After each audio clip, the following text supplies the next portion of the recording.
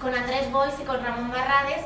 Andrés Boix es profesor de Derecho Administrativo, es doctor en Derecho de la Universidad de Valencia y bueno, pues está muy involucrado en temas de participación, cohesión, etcétera. Entonces considero que la aportación que pueda hacer va a ser muy valiosa para todos nosotros. Y bueno, pues a Ramón, que algunos también lo conoceréis, Ramón es economista, estudió también un máster en Geografía y Economía, ¿verdad?, en la Universidad de Utrecht, y bueno, su actividad va muy vinculada al tema del urbanismo y la economía. Creo que también tiene cierta tendencia a mezclarse con otras disciplinas como los arquitectos, que está acostumbrado a trabajar con ellos, y ha fundado varios colectivos y espacios de trabajo como por ejemplo La Embaixada, ¿no? Y bueno, pues daros la palabra, ya sabéis, aproximadamente 20 minutos y después comenzamos con la sesión de preguntas. Muchas gracias por haber venido.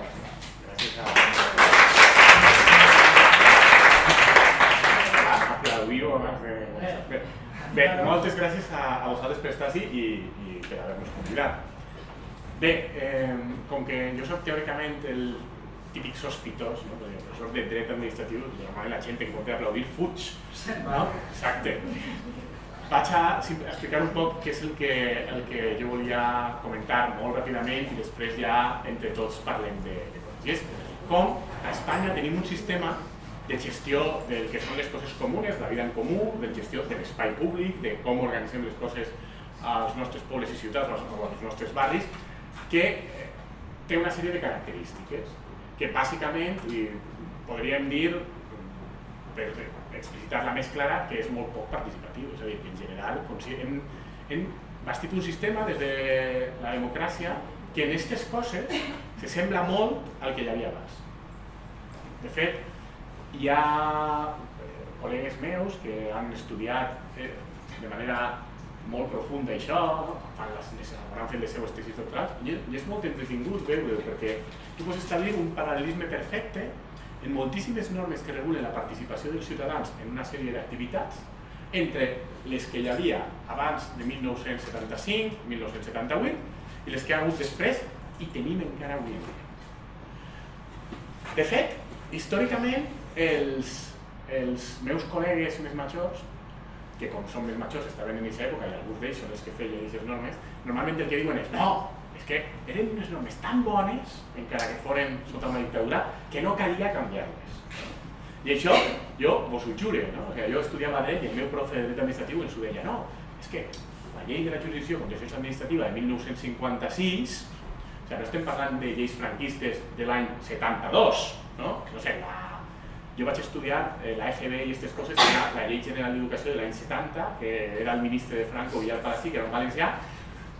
Ara ja aquesta llei ja no va ser canviada per la LOCSE, jo vaig estudiar encara això, que era l'FB, però la llei Villar Palací de l'any 70, encara, jo vaig estudiar als anys 80 a l'HB, encara sí que té veres que era una llei relativament avançada, i de l'any 70. Però no, jo vaig estudiar dret i dret públic l'any 96 i 97 i el meu profe ens deia no, la llei en vigor, perquè estava en vigor, que de la jurisdicció contenciosa administrativa de 1956 no acabo de canviar-la perquè era una llei perfectament democràtica i normal. Clar, és de veres que no era una llei probablement molt roïna ni la pitjor del franquisme, però del 56, imagineu com era Espanya al 56, és que hi havia requetés pel carrer encara. Que aquesta llei servisca en una democràcia vol dir que probablement hem canviat poques coses. I això que passava amb aquesta llei passa amb moltes altres. Per exemple, les normes que regulen quan hi ha qualsevol procediment administratiu d'elaboració d'un reglament per part d'una administració pública, com és un ajuntament, i un reglament és, per exemple, el Pla General d'Ordenació Urbana, hi ha un procés participatiu establert a les normes. I aquests processos participatius poden ser més participatius o menys participatius. I a Espanya, la regla que tenim en aquesta matèria és exactament la mateixa que teníem durant el franquisme. Amb dos o tres correccions molt xicotetes, però substancialment la mateixa. Que bàsicament és que tenen una participació privilegiada i poden parlar associacions d'interessos professionals i econòmics molt singularitzades, i després hi ha un procés d'informació pública i genèric per als ciutadans perquè algú diga la seva, al que ni se fa cas, ni té cap obligació l'Ajuntament de prendre-ho seriosament o respondre, etc. És a dir, són processos participatius que serveixen de ben poc. I serveixen de ben poc perquè les regles estan fetes per a que serveixen de ben poc i també perquè les pròpies administracions han tingut sempre una cultura i una visió institucional d'aquestes coses com si fos un entrebanc, com si fos, doncs això, una cosa pensada per a gent que vol emprenyar i de la que tu el que has de fer és desconfiar i tractar de desincentivar. Jo sempre poso un exemple als meus estudiants d'un amic que era arquitecte i que va guanyar un concurs una vegada en una ciutat sueca, no sé què. I se'n va anar ahí, ella va guanyar el concurs per fer un auditori. I se'n va anar amb el col·lega, havien guanyat els dos supercontents, jovenets, de València. Hem guanyat, anem a fer el nostre auditori, amb les maquetes, els planos supercontents. I van arribar ahí i l'Ajuntament del poble xicotet, 30.000 o 40.000 habitants, ens va dir, ei, espereu, que és que no hem de parlar així amb nosaltres. Demà hem organitzat a l'escola del poble, com així, una reunió amb la gent del poble que vulgui vindre per a que els expliqueu com aneu a fer l'auditori i tal. Total, que els següents anaren ahí, superorgullosos, amb la seva maqueta, els seus planos, el seu PowerPoint, a explicar l'auditori amb el que havien guanyat ja el concurs i tal. I aleshores s'alça un bé i diu, és que la porta està mal posada. I esto, com que la porta està mal posada? Sí, mira, és que com hi ha mercat el dimecres, hi ha molta gent al mercat els dimecres i tal, no sé què, de vesprada, i si la porta està ahí, amb el mercat coincidirà i no hi haurà manera de poder entrar als concerts i tal, no sé què. I altres al cine, no? I està mal pensat, aquest parasol que tenim allí no està ben pensat perquè l'escola tal, no sé què, si ahí para el sol tampoc n'hi haurà sol a l'escola i els xiquets, així que no fa molt de sol tal. Total, que els feren canviar coses, perquè la gent simplement... I quan va acabar la història, estos me deien, si és que al final estava millor. I té un cert sentit que estiga millor, és a dir, penseu si a vosaltres algú us demana opinió per a dir si l'escola s'ha d'ampliar o reformar, o què s'ha de fer amb el centre de salut del costat, o com urbanitzar la part del barri que tira més cap a la Ronda Nord, que encara, per allà pel Marni, he vist que estava encara un poquet... Si us pregunten a vosaltres, normalment sabeu per a què es gasten les coses, sabeu quines necessitats teniu. Té una certa lògica que això funcioni millor si us pregunten. Per contrast, a València, fa un any, l'Ajuntament de València va decidir revisar el Pla General d'Ordenació Urbana. Així, o està superinteressat en aquestes coses o ningú no s'assabenta. Perquè l'Ajuntament de València complix amb els requisits legals i diu, sí, va, anem a fer la informació pública. I per sotobotxes, perquè no tenen més remei, perquè vinguin els 4 friquis, de la mentalitat, a donar la tabarra. I se fa la revisió del Pla General d'Ordenació Urbana tractant de no explicar a ningú de què va el tema. És un Pla General d'Ordenació Urbana que volíem fer, que al final, com va haver moltíssimes al·legacions de col·lectius organitzats, sobretot el col·lectiu Per l'Horta, que van fer al·legacions contra les pretensions de reclassificació de molt sòl d'Horta, per exemple, en la part de l'Horta Nord que està més cap a Benimaclet, cap al cementeri de Benimaclet, ahir volien, que això encara és Horta, davant del cementeri, a la porta del cementeri, això volien urbanitzar-lo i convertir-lo en finques i tal. Hi va haver molta gent que va, igual que aquesta àrea d'Horta, altres que estan al costat de la ciutat, i hi va haver molta gent que organitzadament va al·legar. I aquesta és l'única forma de gastar un sistema com aquest. Les al·legacions van servir d'alguna cosa?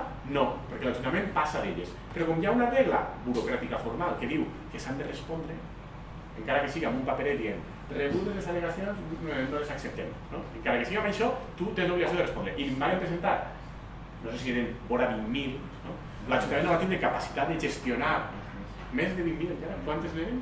Crec que arriben a 36.000. 36.000, doncs imagineu-vos, no? N'hi havia 36.000 al·legacions i aleshores l'Ajuntament no va tindre capacitat de respondre a totes i simplement perquè arribaren les eleccions no es va donar temps. I el pla, la revisió del pla es va tombar no perquè el procés de participació en si mateixa servisca de molt, sinó per la combinació que l'Ajuntament, com són uns burros, ho van començar molt tard, bàsicament ho van començar tan tard perquè pensaven, això fa un poc de risa dir-ho avui, ells pensaven que anaven a guanyar les eleccions i continuarien governant.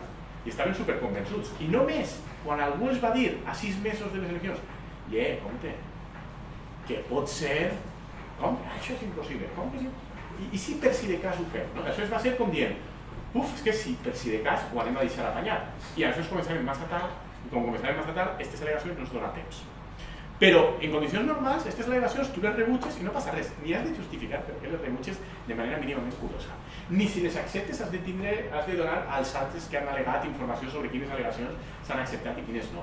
Ni hi ha cap discussió d'aquestes al·legacions, ni hi ha cap necessitat el pla que a continuació tu fas acceptant al·legacions o denegant al·legacions que torni a ser mínimament publicat i revisat pels ciutadans. És com si els ciutadans ja heu dit la vostra i ara ja no teniu dret ni a contemplar-ho això. El que vull dir és que és un procés totalment vertical. No totalment és una exageració, però molt vertical, perquè tenim aquest costum democràtic. O, no sé si democràtic o no, aquesta manera d'entendre com és la democràcia, la democràcia representativa.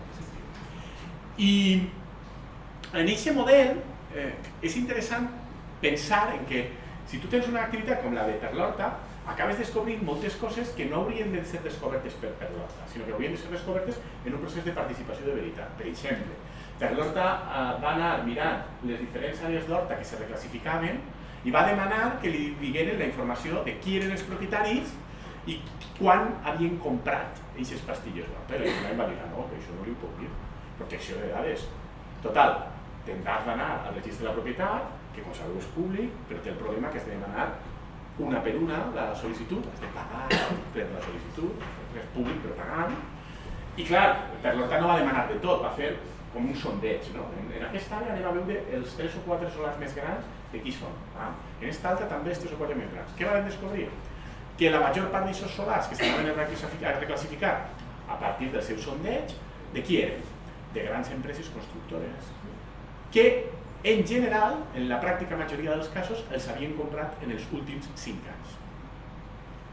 És a dir, que al vell mig d'una crisi immobiliària, d'una crisi econòmica, aquesta gent estava comprant pastilles d'horta, àrees d'horta, que curiosament eren les que després anaven a ser reclassificades per l'Ajuntament. Un procés molt vertical, molt poc participatiu, on hi ha molt poca informació per a alguns, perquè per a altres clarament n'hi ha informació, n'hi ha molta. Molt curiós a més, aquestes companyies immobiliàries s'havien repartit les àrees, segons va descobrir Perlorta. Ho teniu pensat a internet, si aneu a la pàgina de Perlorta, perquè és un document superinteressant. I tenen el mapa i cada constructora va resulta que els solars o les àrees d'horta d'una determinada àrea eren d'una constructora i les d'una altra eren d'una altra. S'havien repartit prèviament. Mira, tu compra ahir, jo compraré allà. I així no ens barallem. Perquè clar, si te baralles, els llauradors no són imbècils, encara que hi ha gent que sembla que t'ho pensa, jo no sé. I clar, ja saben per a què volen les terres si venen a comprar-les, però si ve només un, estàs un poc venut, com vinguin 2 o 3. No sé si s'entén el que vull dir, que tenim aquest model. Aquest model genera molts prejudicis, perquè en el fons acabem tenint unes ciutats on les coses que depenen un poc de tots, l'espai públic, l'urbanisme, és un exemple paradigmàtic d'això, acaba estant organitzat de vegades bé i de vegades malament a partir de criteris d'uns tècnics que potser són molt competents, que estan a l'Ajuntament, que han estudiat, que són experts en això, però que moltes vegades no xafen aquest carrer. I moltes vegades ells tenen una idea mental de com han de ser les coses, molt bonica, però que en la vida pràctica no funciona, o podria funcionar molt millor d'una altra manera. De fet, jo crec que d'això Ramon us parlarà, o sigui que no vaig a posar exemples, hi ha situacions molt divertides i molt interessants en totes les ciutats en què hi ha una certa manera ampla en què tu veus que els veïns, quan tenen l'oportunitat, o de vegades sense tindre, acaben donant usos a coses radicalment diferents que estaven previstos. O de vegades tu tens coses que ha dissenyat l'administració pública i que acaben sent utilitzades, sent gastades per a coses radicalment diferents, perquè les necessitats socials de la gent de vegades no coincideixen amb les que han pensat els experts. Jo crec que a la ciutat de València hi ha exemples d'això molt clars. A mi m'agradava molt el de la via del tramvia, no aquesta que passa per aquest barri, sinó l'antiga, que quan es va inaugurar no estaven pacificats els carrers dels voltants i no hi havia ni tan sols indicació de 30 o de ciclovies, que ara n'hi ha, en alguns casos n'hi ha carril bici també en paral·lel. I això és, com passaven per àrees no pacificades, la gent gastava moltíssim la plataforma del tramvia per anar en bici. No sé si us en recordeu. Per què?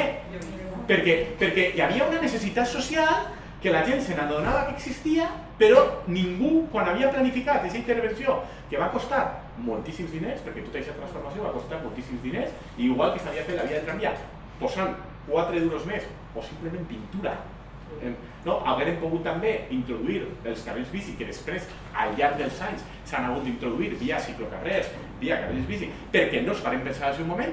Què és el que va posar de manifest l'errada de planificació dels tècnics superespecialistes? El propi fet que hi havia fins i tot problemes de seguretat, perquè és de veres que per la plataforma de tramvia anar amb bici no és necessàriament molt segur, però és que hi havia una necessitat perquè no existia aquest espai. No?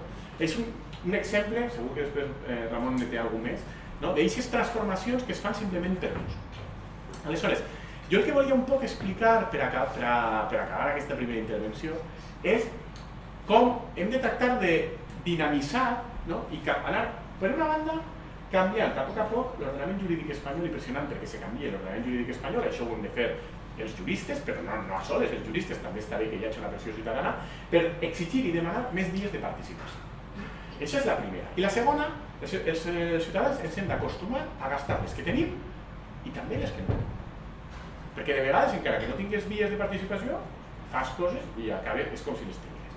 Aleshores, respecte de la primera idea, hem de canviar moltes coses. No? Això és ja dic, és una cosa que ens pertoca probablement més als juristes, però això se fa quan tota la societat. Ara hem tingut un canvi no només a la ciutat de València, sinó a moltíssimes ciutats, que és un canvi molt interessant, perquè en el fons està molt implicat o molt connectat amb les demandes de més participació i més transparència de la gent. No? Un dels leitmotivs de les campanyes ha sigut justament aquest, no? Participació o transparència. Per això en què es concreta? Això, una vegada ara tenim un nou alcalde, que és manifestament més simpàtic, no? que l'alcaldessa que teníem abans, no? I totes aquestes coses, i una majoria política també més simpàtica i teòricament més propera i més tendencialment interessant en això com es concreta? Com es concreta? Per exemple, les normes aquestes de participació, si ara es fa una revisió del Pla General d'Ordenació Urbana, l'Ajuntament ha de complir necessàriament aquestes regles o podria fer més coses. I aquestes regles són un mínim. Això nosaltres li podem exigir a l'Ajuntament que, mire, és que vostè, quan faci una revisió del Pla General d'Ordenació Urbana, té unes regles de procediment que vostè ha de complir, que són de mínims, però vostè pot fer moltes més coses. Vostè se pot currar la participació, perquè la participació, i més en un país com Espanya, quan no tenim el costum, o la incentives d'alguna manera o la crees, és a dir, si tu fas una reforma del que siga, del Pla General o alguna intervenció urbanística mínimament important a un barri, has de currar-te-ho, i currar-te-ho imaginativament, com canta la gent del barri, probablement quins són els nuclis d'activitat social de qualsevol barri, no? Aquest i del meu. L'escola, el mercat si n'hi ha, el centre de jubilats, no? I si som molt optimistes i hi ha una biblioteca pública, probablement la biblioteca pública també, o el centre de salut, no? Si a partir d'ahir tu gastes aquests centres pels quals passa molta gent, per a partir d'ahir convocar reunions ahir, posar els cartells, anunciar, que vingui el regidor, que vingui el tècnic, que ho explique, i que igual que els meus amics que anaven ahir i tal, però voi, no? Tu com has posat la porta ahir? Que n'hi ha mercat els dimecres, pues que, no? Però això hem d'exigir-li a la majoria política que tinga aquesta vocació. I a poc anar canviant regles que aquestes sí existeixen i que les hem de destruir. Per exemple, se poden fer referèndums per a coses mínimament importants en pobles. La llei espanyola en matèria de referèndums participatius, no? Ja sabeu que els referèndums a nivell estatal són perillosos, però va, vinga, si l'Estat el convoca, com se suposa que l'Estat els convoca per a guanyar-los i perquè té algun interès, deixem que els convoque, però per si de cas els perd, són només consultius. Això, no? Aleshores, quan s'han convocat en Espanya? Quan el govern necessitava legitimitat política per a fer alguna cosa normalment xunga, no? Com el tema de l'OTAN, no? I sent un poc roí. I el tema de la Constitució Europea, no? Encara que això era molt popular formalment, però quan el govern necessita un poc de legitimitat i un referèndum, però compte, per si de cas hi ha algun problema, ja dic, és només consultiu. Després, les comunitats autònomes, per a aquestes coses de la vida, ja sabeu que ho tenen prohibit, no? Ho heu vist allà a Catalunya, ho tenen prohibit. I això és un poquet absurd, però... I els locals, els ajuntaments, no ho tenen prohibit, però ho tenen molt limitat. La llei diu que només ho poden fer en qüestions que no afecten a ingressos i despeses. A ingressos i despeses. Dius, home, està bé, no? En la història d'Espanya des de la democràcia n'hi ha hagut més o menys, en tots aquests 35 anys, un poc més ja estem per a 40, 90, 100 ajuntaments que han demanat fer consultes i d'eixes han estat autoritzades més o menys la meitat, 40-50, fixeu-vos, a una per any, més o menys anem. Però clar, com només deixen fer consultes sobre coses que siguin, en primer lloc, de competència municipal, i en segon lloc, que no afecten a despeses i ingressos. El resultat és que les que s'han fet, sobre què han sigut? El 90% sobre les festes patronals i si se canvien de data. I dius, home, està bé preguntar sobre això. A més, això, no, però això mira, s'ha considerat que no. Com era una afecció indirecta, el tema és, la idea és un poc com dir, si és sobre qüestions importants, no se pot preguntar a la gent. No sé si ho veieu. És una idea totalment absurda. Si és per decidir si el patró és Sant Miquel o Sant Bernat Nonat, això sí. No té molt de sentit, no té molt de trella. Eixa regla és una regla molt pareguda a la que tenen a Alemanya, perquè de fet nosaltres la copiàvem d'Alemanya. Però els alemanys el que han fet ha sigut interpretar-la de manera, no sé com dir-la, batasuna, ho han d'interpretar com dient antisistema. Vaig estar l'altre dia a Stuttgart jo per una sèrie d'històries i en Stuttgart hi ha un cas molt interessant. En Stuttgart tenen una estació de tren com la de València, és a dir, en cul-de-sac, que genera un problema com el de València, que hi ha un gran corredor ferroviari, així és el Mediterrani, en Colònia és el corredor que va de París a Budapest, que passa per Colònia, per Stuttgart, i tenen una estació en cul-de-sac que genera, igual que en València, molt de retards en els trens, perquè han d'eixir, entrar, eixir de cul, etc. I a més genera, igual que a València, que al bell mig de la ciutat tens un espai infrautilitzat i tal. I tenen una solució, com la que sí a València s'ha proposat des de fa 30 anys, i no s'ha mai perquè no hi ha diners, que és fer estació subterrània, un túnel passant, etc. Bé, això va generar molta controvèrsia a Alemanya per temes ambientals, per afecció a aqüífers, per afecció a uns boscos urbans que n'hi havia. Total, que hi havia molt de conflicte. I van decidir fer un referèndum autonòmic, perquè ells sí que poden fer referèndums autonòmics. I va aparèixer un que va dir que això costa 8.000 milions d'euros a la realitat. De manera que si ho atureu, esteu estalviant 8.000 milions d'euros o deixant de gastar. I va dir, això afecta a despeses i ingressos. I el Tribunal Constitucional d'Alemanya ha dit, encara que això, la decisió de parar una obra de 8.000 milions d'euros, que evidentment afecta la despesa, va dir, no s'ha d'entendre restrictivament aquesta idea perquè això limitaria la democràcia i s'ha d'entendre que quan se prohibeix afeccions a ingressos i despeses estem parlant de les taxes, les decisions fiscals i les decisions pressupostàries, l'aprovació de pressupostos i tal. Però tota la resta de coses, decidir si se fa una obra o no, clar que afecta ingressos i despeses indirectament, però això no se pot entendre que sigui el sentit de la llei perquè seria restringir mecanismes de participació. És a dir, que amb la mateixa regla, per a una obra de 8.000 milions d'euros, simplement a Alemanya han acabat decidint que la regla és absurda i s'han interpretat de la manera més pro-democràcia i així es prohibeixen qualsevol coseta. Això són les coses que hem d'anar canviant. En matèria de participació, a les ciutats espanyoles tenim un problema evident amb aquestes regles que hem de forçar que vagin canviant. I és que tenim ciutats, i això es veu a les ciutats grans, molt centralitzades. Jo no sé si alguna vegada heu estat a la Junta de Districte de... Sí, cap vegada. Heu estat, no? I ha servit alguna cosa estar.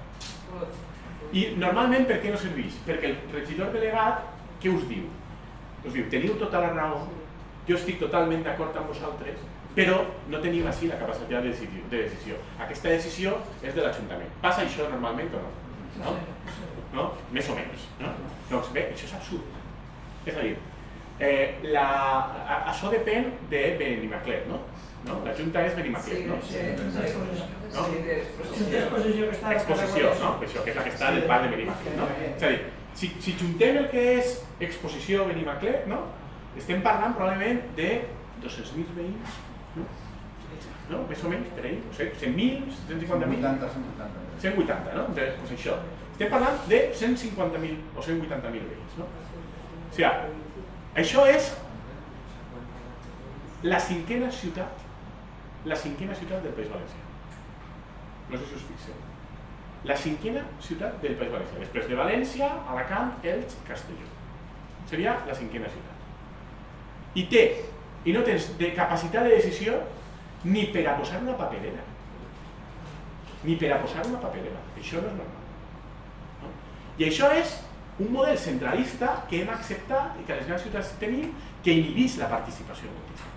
Perquè els veïns més o menys interessats en aquestes coses, com sou vosaltres, aneu a la Junta, però aneu en el fons, això, a queixar-vos, a que us l'entenguen, i a veure si n'hi ha sort, i aquest regidor, després li heu calfat a l'orella que té capacitat de convèncer els altres.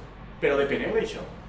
En altres països del món, per exemple Alemanya, per exemple França, que té fama de centralista, te'n vas a París i en cada barri de París hi ha un arrondissement que té capacitat efectiva per decidir què se fa a la ciutat, a aquesta part de la ciutat. I capacitat efectiva per encetar procediments urbanístics, procediments de reforma, que té pressupost assignat directament, clar, perquè sense títols no se fa res. És a dir, un dels problemes que tenim, que té molt a veure amb la participació, és a les grans ciutats aquesta estructura.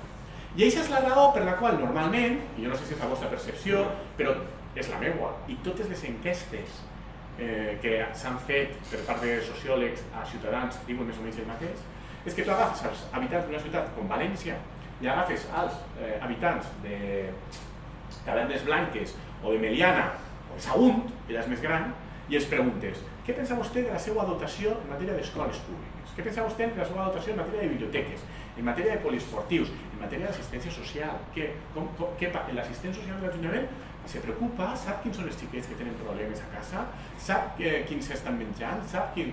I tots els estudis demostren el mateix, que el nivell de satisfacció amb els serveis públics és molt més gran en aquestes estructures xicotetes. Per què? Perquè hi ha una capacitat efectiva de controlar i de prendre decisions. I així a les ciutats, i València és un exemple molt bonic, és bonic perquè es veu molt bé, és paradigmàtic, tenim un problema realment gran perquè vivim, i som 800.000 veïns, que vivim en un règim on la participació democràtica i les possibilitats efectives de fer coses a partir de processos deliberatius i de decisió en la base és pràcticament inexistent. Pràcticament inexistent. Tu t'has d'organitzar com a lobby, com a associació de veïns, a donar la tabarra i anar a aconseguir que l'Ajuntament tal. Però així, en clau local, no s'ha decidit. I això és una de les coses que seria superimportant canviar.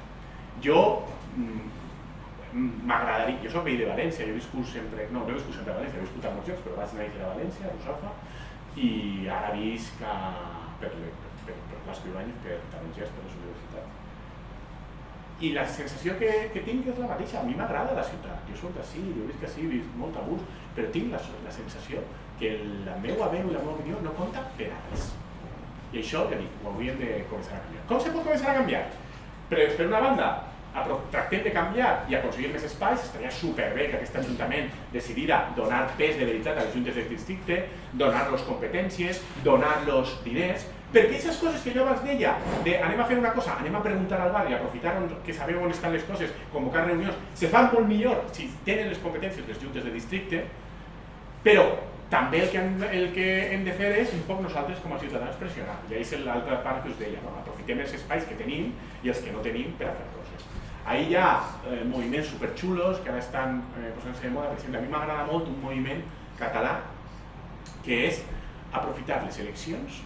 Això ho fan ara els catalans, però això s'ha originat sobretot a Sud-amèrica, que és aprofitem les eleccions locals en les que només podem votar, hem votat fa poc, no? A Ribó, a Peris, a Calabuig, a Rita Barberà, de Ciutadans, Fernando Giner, no? Això és un poc el menú tancat. I hi ha gent que diu, no, mira, anem a aprofitar les eleccions per a demanar a l'Ajuntament que ens pregunti també sobre altres coses, problemes del barri, coses d'aquestes. I com això no està permès a Espanya i no te deixen, què fa la gent? Posen ells, el dia de les eleccions, al carrer, una tauleta amb l'urna i tal, i pregunten, vostè vol que el servei municipal d'aigua estigui privatitzat? Vostè vol que aquest carrer se peatonalitzi?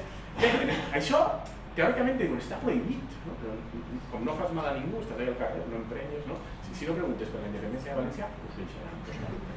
I és una forma molt bonica d'un poc visualitzar el dir, és que volem més espais d'expressió. I un espai d'expressió són les juntes de districte descentralitzades amb competències i diners, però altres també són les eleccions si les utilitzes d'una manera diferent.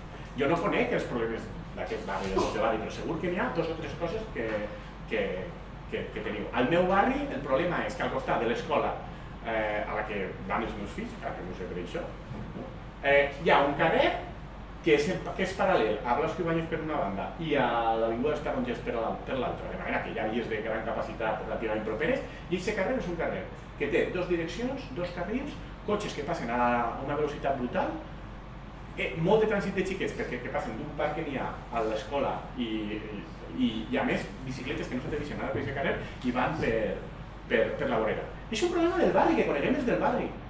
Però a la gent del barri probablement tindria sentit dir-li voldria vostè que aquest carrer fora peatonal o fora només una direcció? Per què? No sé si enteneu un poc el plantejament. Però tot això, i amb això acabem, ho hem de fer entre tots. És a dir, imagineu que vosaltres poreu l'alcalde. Molt simpàtic, però arribeu després de la campanya i tal, esteu cansats, esteu contents, feu coses, canvieu moltes coses, però canviar tot això d'una manera tan profunda requereix molt d'esforç, requereix molta feina, requereix tindre moltes ganes, requereix afrontar problemes, pressions, entrebancs. És a dir, que en el fons eres un alcalde nou, simpàtic, que has obert el balcó, que tens bona imatge, que tothom te vol ara. En el fons vius més tranquils i dius, mira, ho deixem. És responsabilitat nostra, un poc pressionar per a que no ho deixem. I en això estem. Gràcies per aguantar-nos.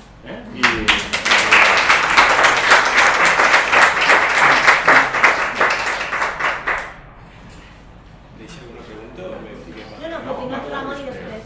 Fiquem-ho de... Pues...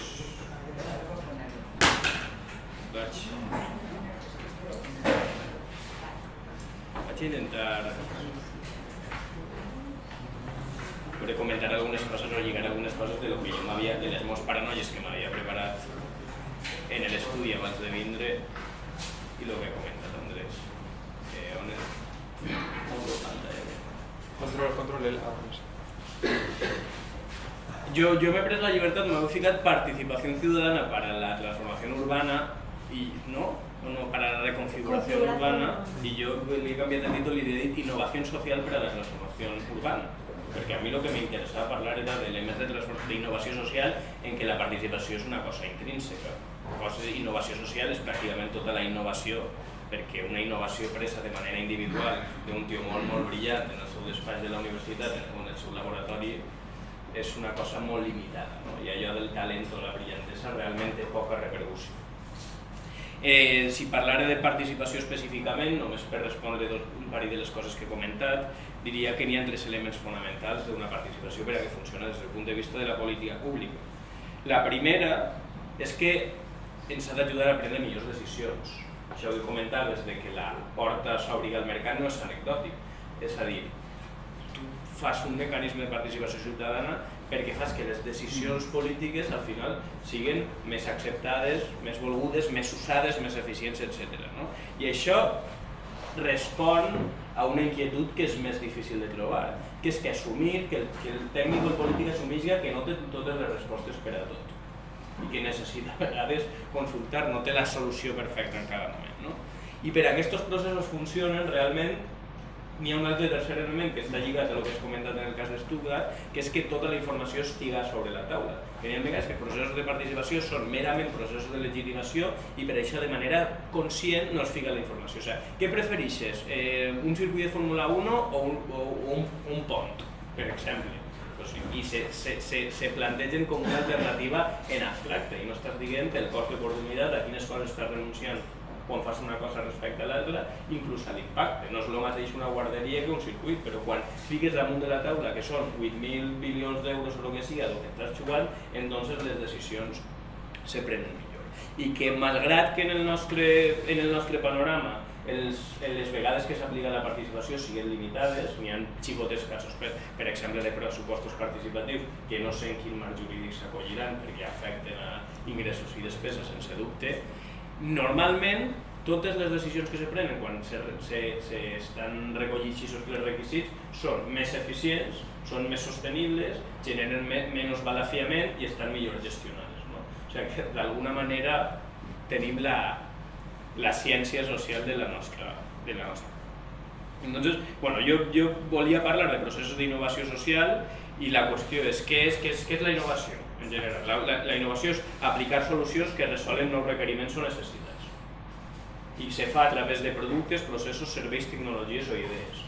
No és necessari generar una infraestructura, se pot fer amb una reunió, amb un diàleg, amb una conversa, amb una web, no? N'hi ha maneres molt distintes i el que distingeix la innovació de la invenció és que té un impacte suficient, un impacte significatiu sobre la societat. En aquest cas, què fa una cosa com Ciutat Sensible, que s'implica en un barri durant un determinat temps, agrupa uns determinats col·lectius i respon amb solucions variades, que poden ser tecnologies com la caravana, poden ser idees com el que estem debatint ara, a unes necessitats socials que estan identificades amb un impacte en la societat. Això m'ho vaig a votar perquè és que he ficat moltes coses que ho vull explicar. Però, en una espècie de context sobre la importància del capital humà i les persones en transformar la ciutat avui en dia i l'element central de la ciutat com a espai on les coses passen. Però dic, a veure, com ha de ser la innovació o quins elements identifiquen a la innovació?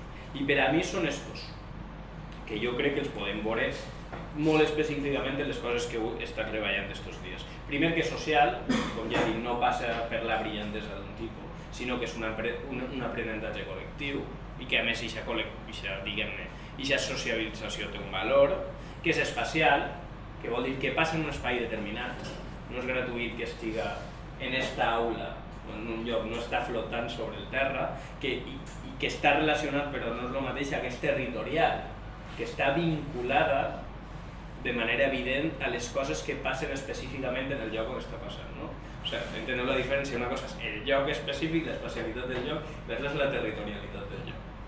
Així fico una foto d'un exemple que m'agrada ficar, que són les oficines centrals d'Airbnb, que és una de les grans multinacionals, també un poc oscurilla, però una de les grans multinacionals de la nova economia online i col·laborativa. I és curiós perquè en un món com el de l'alta tecnologia, que està generalment ubicat a Silicon Valley, que és una espècie de Rocafort de San Francisco, o sigui, xalets suburbials en adolescents patinant en skate per ahí i poca densitat urbana, n'hi ha certes empreses que estan decidint anar-se'n a treballar a San Francisco perquè volen conciliar millor, que els seus treballadors estiguin més vinculats a l'escena local, etc. I han fet una cosa molt curiosa, que és que obrin durant el cap de setmana les seves oficines per a que els col·lectius de la ciutat les puguen gastar. I l'interessant és que no ho fan això per un caràcter de bonomia, no és una qüestió caritativa, sinó que entenen que la seva vinculació a les coses que passen al veïnat els enforteix i els fa aprendre, i que no dona igual estar així que en un altre lloc. No? Això és la qüestió, que l'espai és rellevant, és temporal, passa en un moment determinat, en un espai determinat. Així fique un altre exemple d'aixes coses que són il·legals però són interessants, que pràcticament el meu treball o les coses que jo estudie van, no diria en contra del dret, però sinó en contra de la regulació segur, perquè és entendre quines coses estan passant, fugint de categories, taxonomies i coses preconcebudes, parlar més de pràctiques, parlar més d'usos, i segon, intentar a posteriori com permetre que aquestes coses passin d'alguna manera. Això és una foto de la ciutat de Helsinki que durant un dia celebra una jornada que es diu Dinner at Home. Helsinki, caríssima, anar a sopar per ahí és quasi prohibitiu, però a la vegada és una ciutat molt diversa, amb gent de diverses cultures que viu. I un col·lectiu de gent va decidir un dia fer sopar a sa casa i vendre-el. N'hi havia gent de diverses nacionalitats i això se va anar extenent fins a que era increïble, se feia fins i tot un plànol de així podeu estar marroquí, així espanyol, en els diferents pisos. Què passa amb això? Que ningú pot facturar en IVA, ningú té carnet de manipulador d'aliments i certes coses. Com reaccionaríem així? Probablement prohibint-ho, i dient els hostelers que és una competència desleal contra... i una espècie d'acció de diàleg de lobbies. En canvi, allí se va decidir que un dia fora una espècie de zona franca i es va convertir en política pública. Jo crec que aquesta és un poquet la clau. La innovació està contextualitzada, una altra vegada no dona igual el que passa, aquesta és una falla de Miguel Arraiz que ningú negaria que és una falla, però se carrega les valles grogues i és una reinterpretació contemporània i això jo crec que és un poquet la gràcia de les coses, que és dir, jo estic fent alguna cosa que és indubtablement, està indubtablement així, però a la vegada és radicalment innovador, és un poc redundant. És necessàriament participativa, com demostren casos com el Solar Corona, puc dir-ne altres exemples, i és transformadora perquè si no, no és innovació. I entonces, en aquest marc, apareix una cosa un poquet discutible que és lo de la ciutat intel·ligent, no? Les smart cities, que no sé si heu sentit anomenar el concepte, però que l'Ajuntament fins ara ha estat molt obsessionat. Que era la qüestió era de respondre, intentar fer política pública que fora més eficient responent a dades, però a dades tecnològics, no? Que amb els telèfons mòbils ja... O sigui, nosaltres cada vegada anem generant més dades i això permetria respondre d'una manera molt més efectiva a les necessitats de la població, però se donen paradoxes molt importants, no? Que a vegades la pròpia fascinació de la tecnologia oblida l'ús diari, no? I que amb aquesta excusa de la ciutat intel·ligent acabem parlant de sensors per a la pluja, aplicacions per a l'ús del cotxe i d'aparcar i no sé quant, però t'estàs oblidant del transport, o sigui, de l'usuari de la ciutat, i que la manera més participativa, o sigui, la ferramenta més poderosa de participació ciutadana és l'ús de la ciutat. Hi ha una paradoxa molt gran que fins i tot les empreses més importants de la tecnologia, IBM, etc., estaven intentant construir en el desert d'Arizona una ciutat per a provar les ferramentes de la ciutat intel·ligent. I aquesta ciutat anava a estar buida, anava a estar sense persones, no? Perquè d'alguna manera les persones molestaven a la tecnologia a l'hora d'aplicar-se de la manera més eficient. I a la dreta, en canvi, ensenya una cosa molt més xicoteta que està prohibida, que són un grup d'amics que s'ajunten a vegades en espais públics per a jugar al bici polo, que és en lloc de cavalls, que són un poquet cars de mantindre, doncs van en les seues bicis, que tampoc són precisament barates, a jugar al polo i a aprofitar un espai en un moment que està infrautilitzat, no? I això ens diu, què és més intel·ligent, no? Ficar un sensor per a que me diga on he de regar, si estem en el Mediterrani, doncs mira, les 2 de la vesprada igual no és el millor moment per a regar, igual no necessites un sensor, no? I que les coses, o sigui, més espontànies i més transformadores a vegades estan directament prohibides. I després també em pregunto una cosa que hem treballat des del Departament d'Economia de la Cultura i Turisme en el que jo treballo a la Universitat de València, és que si tot això ho entenem, hi ha alguna cosa que pugui caracteritzar la innovació en el Mediterrani, o aquesta idea que tenim en el Mediterrani, i no estem parlant d'això, és una foto, no estem parlant de taronges, d'estar ahí a la sombra, de menjar, sinó hi ha alguna cosa significativa, sí? I jo crec que si pensem en aquesta innovació social o en els processos que esteu engegant en llocs com aquests i en tants llocs, jo diria que sí.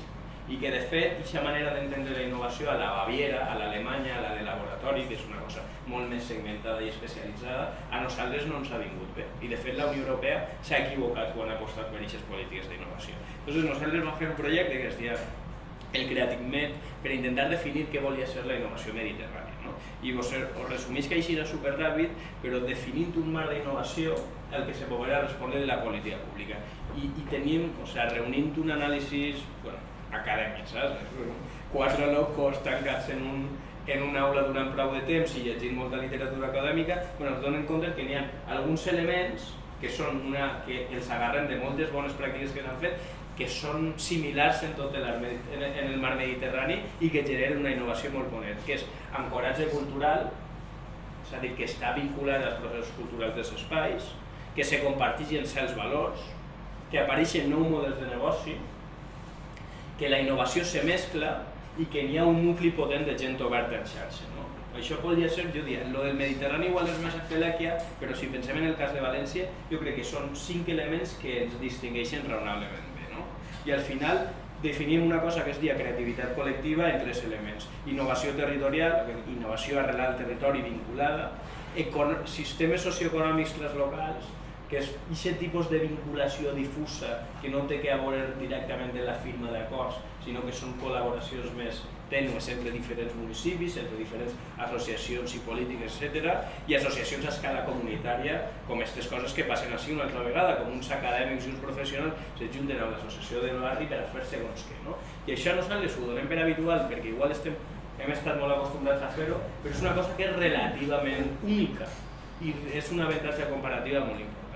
I al final definíem un model del que volia ser això. Però el que estic dient és que, tornant un poquet al mateix, que definim un marc mediterrani de la innovació que té que veure amb l'obertura, que té que veure amb els valors, que compleix aquestes característiques, que és social, espacial, és territorial, és temporal, està contextualitzada, és participativa i és transformadora, tenim d'alguna manera unes característiques molt potents per a transformar les nostres ciutats d'una manera molt significativa. participa. I la qüestió és que ja ho estem fent. I n'hi ha certes barreres, no només jurídiques, sinó també polítiques, que ens ho impedeixen. I jo volia gastar en els 7,54 segons que me queden, 7 minuts 54 segons que me queden, l'exemple de l'aprofitament dels buits urbans com la manera d'explicar aquest ús de la innovació social per a transformar la ciutat de manera potent. Us dic com arribem als buits urbans, com s'actua als buits urbans i quins són els impactes de la innovació social com a buits urbans. I què me refereix com a buits urbans? Me refereix a espais infrautilitzats, que és el que tenim a aquesta ciutat. Aquesta ciutat està infradotada.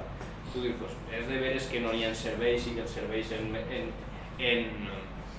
jo que sé, en Meliana seran molt millors, però si te compares en altres ciutats com pugui ser Saragossa o Barcelona, València es pareix més una ciutat del nord d'Àfrica en el que és dotació d'equipaments de proximitat. Però a la vegada tenim un muntó d'espai que està infrautilitzat i és un espai que s'està responent de manera molt creativa i me refereix tant a coses com el que apareix a l'esquerra, que és el pont de la línia T2 del metro que va a Nazaret, que durant un dia es va utilitzar com un parc públic de manera molt divertida per el col·lectiu Desayuno con Viandantes, però no només això, són parcs industrials que només estan gastats en un 30% a unes hores del dia, patis d'escola que no s'obrien durant tot el rato, auditoris que tenen 4 hores d'ús a la setmana. O sigui, què està passant així? Quina quantitat de coses tenim que no gastem, no? I entonces, per explicar-ho, a mi m'agrada molt gastar, és l'única fantotxa d'igual academicista que dic avui, però és la teoria de l'estat submergit que va acunyar una politòloga americana que es diu Susan Medley. I jo crec que aquesta foto la il·lustra molt bé, no? Que tenim així a Serafín Castellano, Fabra, Català i Rita inaugurant no sabem molt bé què, un garatge, un sòtano, no? que il·lustra molt bé quines són les seues relacions i jo crec que això lliga molt bé amb el que estava explicant Andrés abans. Què vol dir l'estat submergit? Esta senyora diu, mireu, aquest relat de que per les forces neoliberals i no sé quantos el govern, la força de l'administració pública s'està fent més xicoteta és radicalment fals i a més és quantitativament fals. No és qüestió que l'administració hagi reculat en favor del campi que pugui, de que els poders econòmics s'apanyen, sinó tot el contrari, que hi ha una sèrie de decisions que cada vegada s'estan prenent, afecten cada vegada més a l'ús diari o a com funcionem en la societat i que s'estan prenent de manera opaca. I ell se refereix molt a la prestació de serveis via subsidis, a que el segur mèdic no t'ho dona directament l'Estat, sinó que t'ho dona via una empresa privada. Per això que fa primer que els ciutadans no són conscients del cost de les coses o dels beneficis que reben i després la completa ignorància que dificulta la reacció. En el cas de, a nivell local o a nivell País Valencià o a nivell espanyol, com ho vegem? Creixent complexitat de la planificació urbana, s'amaguen de baix tecnicismes que realment és falsa complexitat, no és que sigues no és que estigues gestionant millor, sinó és una acumulació de normes que només controlen uns quants, falta de transparència en els acords público-privats, un control i privatització dels espais públics, s'acaba d'aprovar la llei Mordassa, és molt significatiu, a la vegada abandó de certes polítiques, específicament pel que fa a la cohesió social, específicament pel que fa al benestar social. Se donen certs incentius que reprodueixen les desigualtats, com en mobilitat el cas d'afavorir el cotxe privat o no afavorir lo suficient del transport públic. L'aparició d'un muntó d'espais sense ús, que no tenemos dinero para eso, pues ahí está. I al final una caducitat, jo diria relativa, no, una caducitat molt important del planejament urbà. Perquè el planejament urbà al final ens ve en un futur fantàstic, en un render, en una imatge preciosa, superdefinit per un tio, però quina idea tenia, no? Com ho ha fet, no? I al final no arriba mai. Estem esperant aquesta fotografia i quanta gent va comprar fa 40 anys un apartament que mirava al Parc Central i encara està ahí, no? Pues és que no arriba mai. I mentrestant tenim aquestes coses que no sabem molt bé què fer en elles. Però realment sí que sabem molt bé què fer en elles, inclús a vegades les aprofitem de manera creativa. I per últim jo diria una metàfora de com reaccionem nosaltres, reaccionem a l'urbanisme punk. Nosaltres som punk. Què és el punk? Pues el punk és una cultura que ix en els 80, que és una reacció a un sistema que excloeix a uns adolescents. Jo realment, a mi m'agrada molt la música punk i no pensava que tenia res a veure en l'urbanisme. I fa 2 anys l'any passat vaig veure un congrés que es deia Punt, subcultures i no sé què en Porto en juliol, i jo vaig dir, mare meva, juliol, 10 dies en Porto parlant de música, i a mi m'encanta, entonces me vaig inventar lo d'urbanisme punk i després ho he vist que ho està reproduint més gent, hasta il·lustres de l'establishment m'hi comentaven abans. Però bàsicament, o sea, és una subcultura que reacciona a un moment específic, és el moment Rigar. L'Estat abandona a un col·lectiu que intenta reaccionar o canalitzar la seva energia via la música. I vos vaig a llegir això, però dic, mira, la vida diària en el capitalisme del final del segle XX és un terreny de conflicte, en què les seues conseqüències, amb unes conseqüències molt riques pel que fa a la inventiva cultural, i això marca la intensitat de contradiccions que no estan resoltes. Per un costat, el desenvolupament del hardcore o del punk d'una subcultura és una manera que els adolescents expressen les contradiccions d'un sistema que els degrada com a treballadors i els sedueix com a usuaris. La problemàtica del hardcore és la problemàtica del capitalisme. Any 93, parlant estrictament de música. En l'any 2013, un col·lega meu de Budapest, que li diuen Levent de Pollack, escriu això parlant d'urbanisme. Diu, quan el hardware de la ciutat, l'arquitectura de l'urbanisme falla, és el software, els usos i les disposicions el que ha de crear el marc per a que la ciutat funcioni. Quan la separació artificial dels usos residencials, industrials, comercials i d'oci de la ciutat moderna es prova ser obstructiu en lloc de facilitador, quan el govern abandona els seus ciutadans més pobres, aquests últims no tenen una altra opció que reinventar-se a ells mateixos transgredint les regulacions. D'alguna manera la metàfora en la que jugo és que hi ha hagut una exclusió molt més àmplia i que la reacció ha sigut similar a la filosofia del boom de l'autogestió davant d'un sistema que exclou cada vegada de manera més massiva. I en això, bàsicament, vaig acabar i classifique 3 categories. Què defineix com urbanisme punk? El primer és l'ús de la ciutat punk, és a dir, fora de les normes predefinides o de lo que està predefinit, de l'ús predefinit, i això realment, ahir és una cronologia un poquet vasta, però això s'ha fet sempre. Sempre s'ha tret la casa a la porta, sempre s'ha utilitzat el carrer segons les necessitats pròpies, però d'alguna manera, quan s'ha establit la planificació més dura, això va començar a desaparèixer a final dels anys 70. El disseny urbà do it yourself, o fes-ho tu mateix o punk, apareix en els moments després dels anys 50, en els moments de gran migració a la ciutat, on se feien les finques deixades caure, sense les serveis, ni les aceres, ni etc. I la ciutadania havia de respondre una altra vegada resolvent les seves necessitats però en un nivell de satisfacció més alt. I una altra vegada la crisi econòmica torna a aparèixer. I el que és nou avui en dia és que aquesta ciutadania comença a organitzar-se a ella mateixa per a generar mecanismes de gestió que facin aquests processos que siguin sostenibles. I això és una novetat important que respon a aquesta actuació de l'espai, de l'estat humà. L'ús de la ciutat punk me refereix a aquestes coses. O sigui, ningú que va plantar esta palmera pensaria que fora la ombra perfecta per a esta dona que la cuida perquè la té a la porta de casa i és que li ve exactament a la vida. O este tipus de coses que passen en totes les ciutats del món. La gent li diu los caminos del deseo, que és que és l'ús del jardí com acurta o com el mateix peató va definint el disseny perquè ha de trobar un camí més curt, més còmode, més a la sombra, etc. Com el Polo que he dit, o este senyor que va decidir anar en canoa per l'estació de l'AT2 de baix del Mercat Central, però tenim un munt de casos. El disseny és una cosa relativament nova, també, que diu, ara vaig a millorar la ciutat amb el nou ús. I això com contradeix aquest tipus de participació ciutadana que ha sigut bàsicament reactiva fins ara, sense criticar-ho, però de l'associació de veïns que demana unes infraestructures que reclama cert tipus de coses. I ara, per les circumstàncies que s'han donat, la gent decideix transformar-ho ella mateixa. I això és curiós perquè passa en la ciutat més consolidada de manera, diguem, més creativa, més moderna, però està passant a les zones perifèriques sense ser tan notòries. Així tenim alguns immigrants de Latinoamèrica que se converteixen en poliesportius en les campats del Boulevard Sud, pràcticament tots els carrers senats.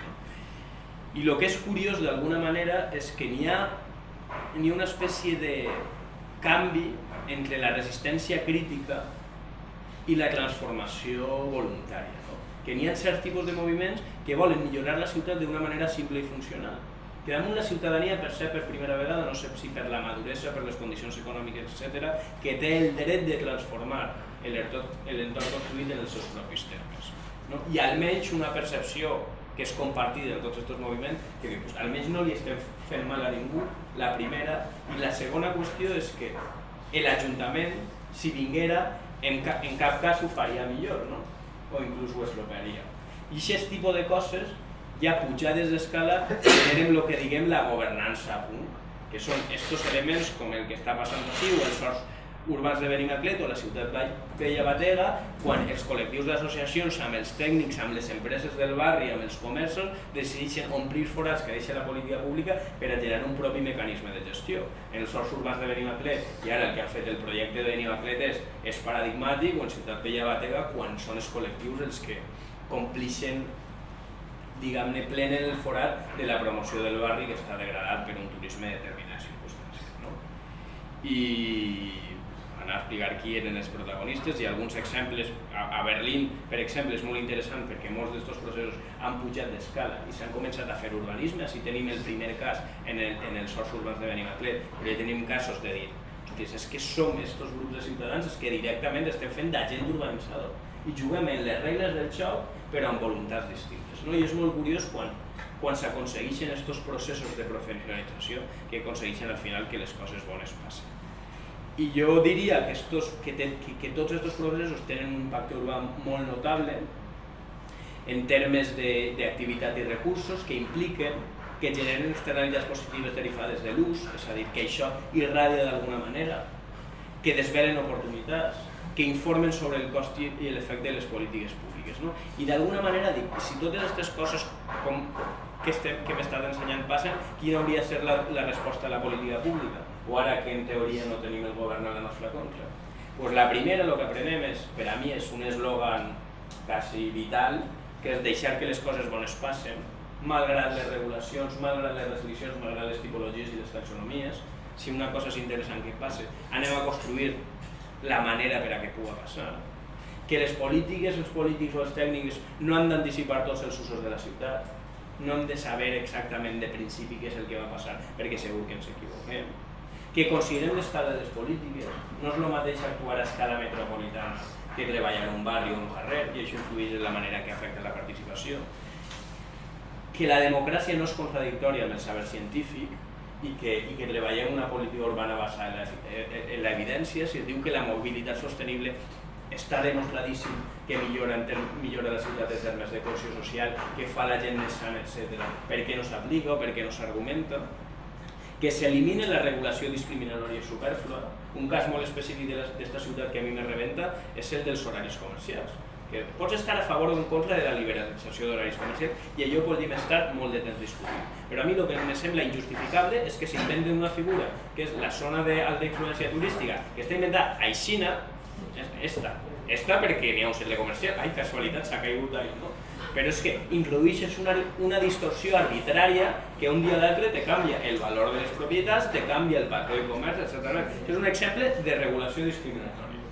Carregar-se-la, jo faria un reset, i al final de lo que es tracta és de facilitar la fidelitat entre l'activitat econòmica i el territori, perquè hi ha un munt de gent en capacitat professional que està fent coses i ja té ganes de fer-la en un context determinat i es tracta de fer això possible.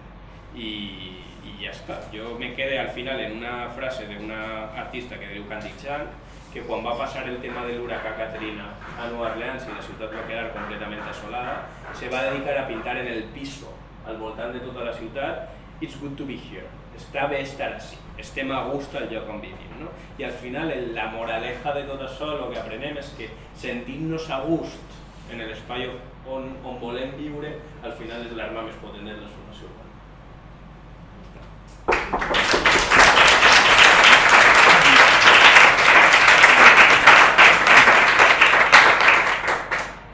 Bueno, pues moltes gràcies per les vostres intervencions i si voleu començar amb el torn de preguntes. Adelante.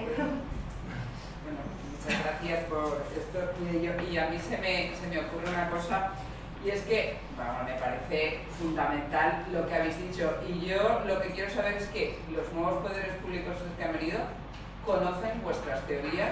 Es decir, de alguna manera les habéis hecho llegar, porque es verdad que los colectivos estamos trabajando para, a ver, un poco, sin saber toda esta teoría, sin sustentar nuestra teoría. Yo creo que lo que estamos haciendo durante todos estos días es venir y adquirir la teoría, ¿no? Para decir, pues mira, lo que estamos haciendo no estaba mal, o sea, y además tiene sus fundamentos científicos, digamos, científicos como en la primera reunión fue algo, o sea, la primera vez fue algo así de decir, esto tiene una base científica. Bueno, pues mira, ya estoy convencida de que eso tiene una base científica y que tengo la razón, que tenemos la razón.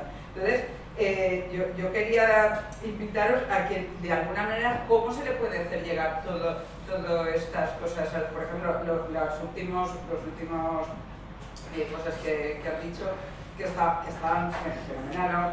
¿Cómo se le puede hacer llegar al nuevo ayuntamiento para que nuevo ayuntamiento, nuevos políticos tengan esto, que lo sepan, por lo menos que lo sepan y que les haga reflexionar de alguna manera?